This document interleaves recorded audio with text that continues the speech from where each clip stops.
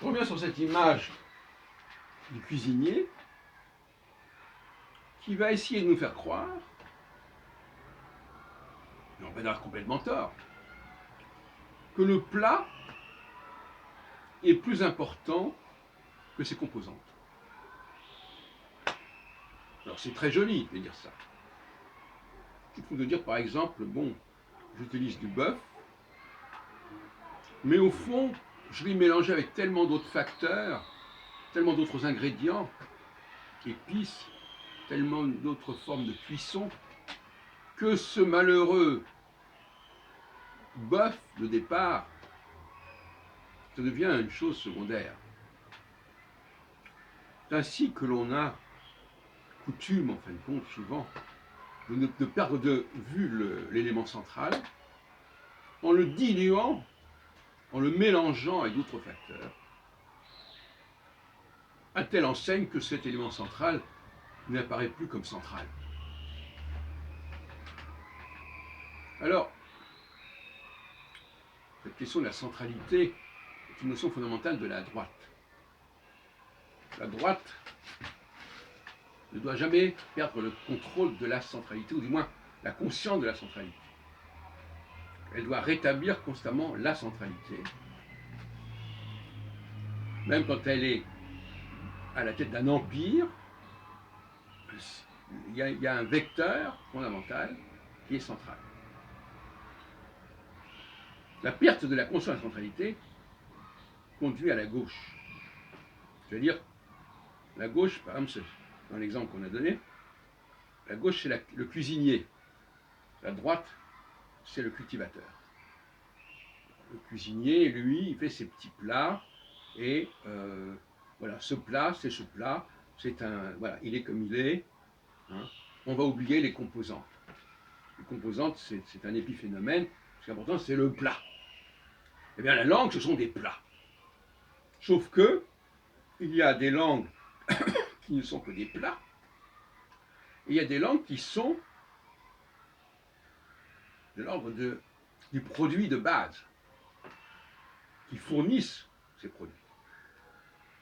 La France, par exemple, est un pays agricole, et donc elle est à la fois agricole et elle a une certaine culture, une certaine littérature, ce qui lui donne une certaine forme de globalité. Elle est à la fois consciente des produits de base qu'elle produit, hein, tels légumes, telle viande, tel fruit, et puis elle est consciente aussi de tout ce qu'on peut en faire, comment on peut l'accommoder, comment on peut créer avec ces produits des choses diverses. Mais ces créations ne doivent jamais faire oublier le produit de base. Parce que si les produits de base ne sont pas là, ben, tout le reste est foutu. Ça ne donne plus rien. Donc la France doit garder cette qualité de producteur, qui est sa vertu principale. Et quand elle produit des mots, elle est dans sa qualité de producteur également. Ces mots pouvant être utilisés diversement, accommodés diversement, prononcés diversement, etc. Et pour terminer,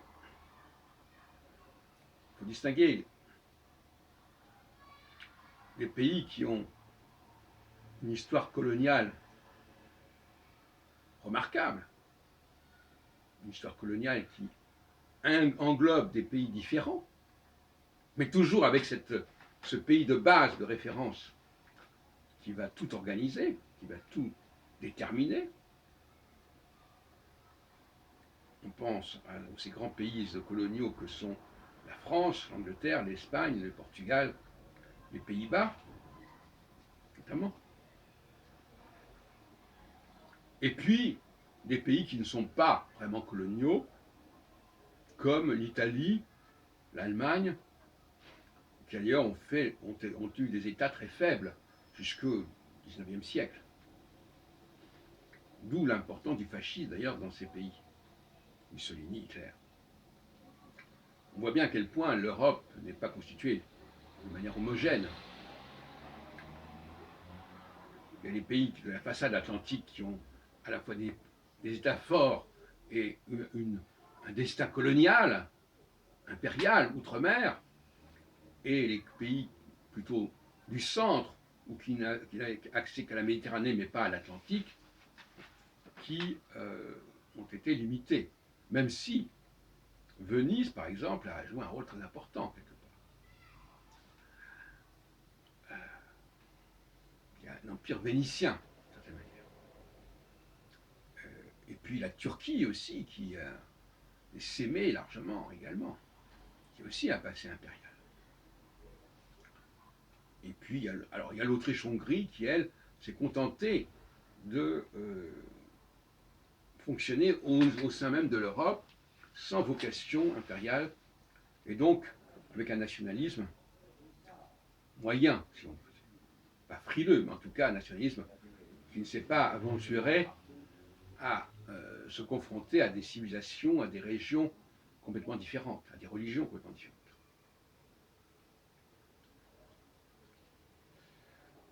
Donc, le fascisme, qu'est-ce que c'est que le fascisme? Par-delà, c'est les associations d'idées qu'on peut avoir, facho, etc. Est-ce que le fascisme est de droite ou de gauche?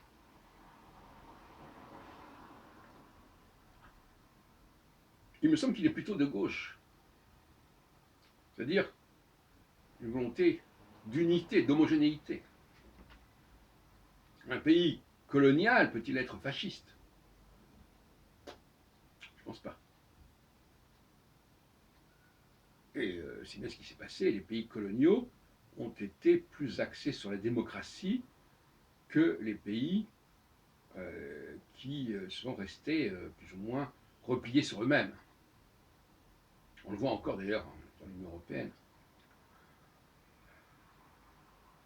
Le populisme, bon, passons, on pourrait continuer indéfiniment là-dessus.